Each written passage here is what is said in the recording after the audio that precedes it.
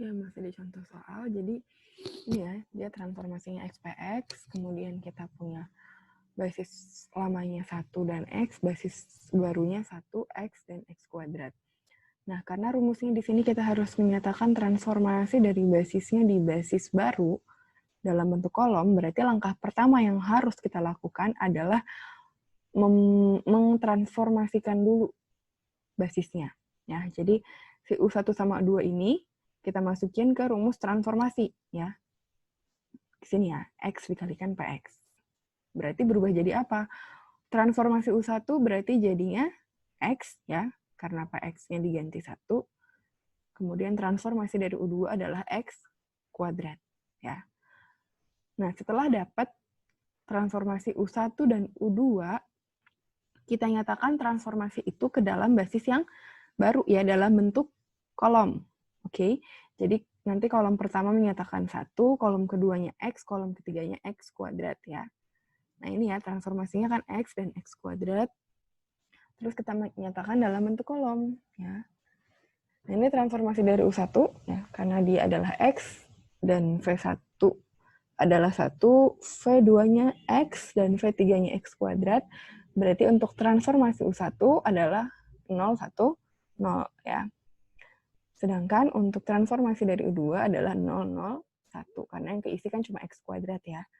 Nah, udah, kalau udah kayak gitu, tinggal kita susun kolom-kolom ini menjadi matriks yang utuh, didapatkanlah matriks 3 kali 2, ya.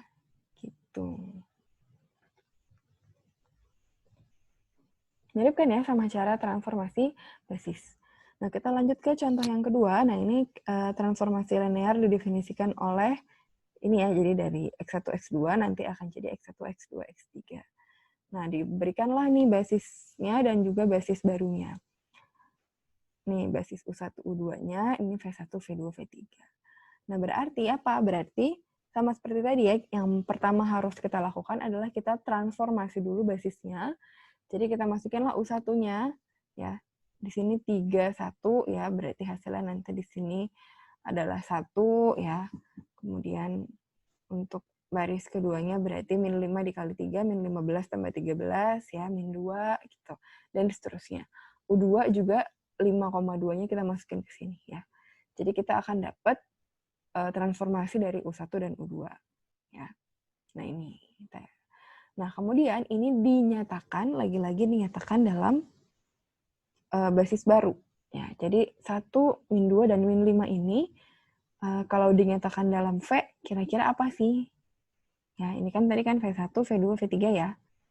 V1, V2, V3. Nah, kita carilah kombinasi linearnya yang akan membentuk transformasi dari U1 dan U2. Ya. Di sini dapatlah TU1-nya sama TU2-nya dalam V. Kalau udah, berarti tadi kita bentuk dalam ke bawah ya, kita bentuk dia jadi satu kolom. Berarti ini nanti jadi 1, 0, min 2, yang ini jadi 3, 1, min 1. Kalau udah jadi kolom, tinggal kita gabung ya. Jadilah dia sebuah matriks transformasi. Oke, itu ya.